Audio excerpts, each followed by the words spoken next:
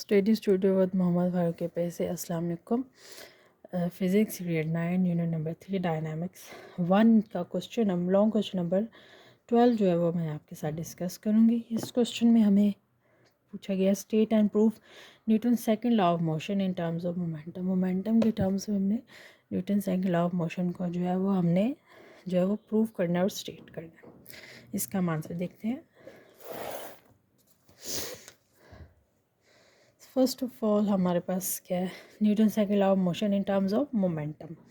Momentum की terms में हमने Newton second law of motion को जो है वो बताना है।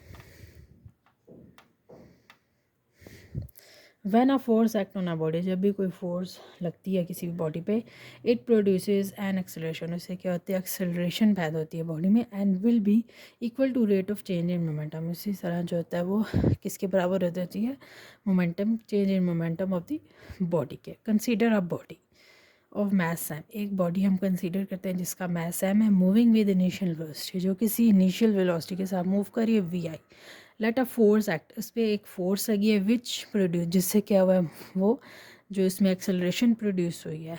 This change the velocity of body, इससे क्या हुआ, इसकी वेलोसिटी में भी चेंज आया और जो है वो final velocity after time becomes V F.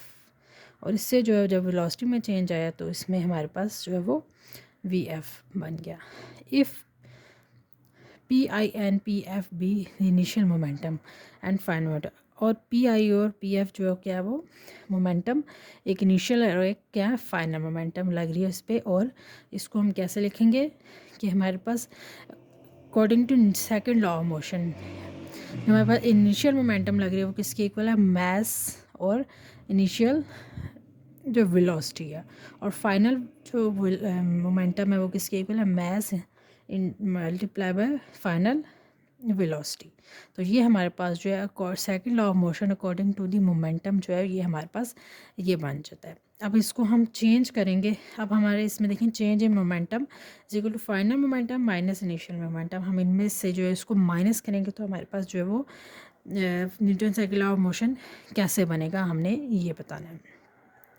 ये हमारे पास जो है वो इसका फार्मूला है, क्योंकि ये अकॉर्डिंग टू टाइम चेंज हो रहा है। फाइनल जो हमारे पास मोमेंटम था माइनस किया हमने इनिशियल में से अकॉर्डिंग और डिवाइडेड बाय टाइम, क्योंकि जब इसमें चेंज आएगा तो ये टाइम से डिवाइड। पी एफ जिसकी इक्वल है वो लिखें और पी आई जिसकी इक्वल है वो लिखें। हमने जब ये लिखा तो v f minus v i is the change in velocity, जो कि किसके इक्वल है, एम ए।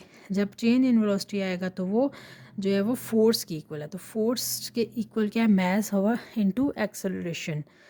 एक हमने जो है वो इसको फोर्स के जो है वो चेंज आया तो हमने ये लिख दिया। अब according to second law of motion m is equal to f, तो हमने इसको क्या किया, फाइनल जो मोमेंटम है माइनस किया initial momentum divided by time, किसके इक्वल आ गया, फोर्स के। तो इस इक्वेशन से हमें ये प्रूफ हुआ कि Newton second law of motion जो है वो जो है किसके बराबर हो सकता है, चेंज इन मोमेंटम में, when the force act body. तो इसमें भी एक्सेलरेशन प्रोड्यूस हुई और जो है वो किसके इक्वल हो गई, change in momentum of the body के इक्वल हो गई। तो इससे प्रूफ होता है कि सेकंड लॉ ऑफ मोशन जो है वो in terms of momentum, change in momentum के जो है वो इक्वल हो सकता है। तो ये हमने जो है इसको प्रूफ कर लिया। तो ये हमारा क्वेश्चन नंबर 12 जो है मैं आपको कंप्लीट करा दिया। अगर कोई भी डिफ़िकल्टी आ रही हो तो पूछ सकते हैं, और चैनल को लाइक करें, सब्सक्राइब और शेयर करें। Thank you.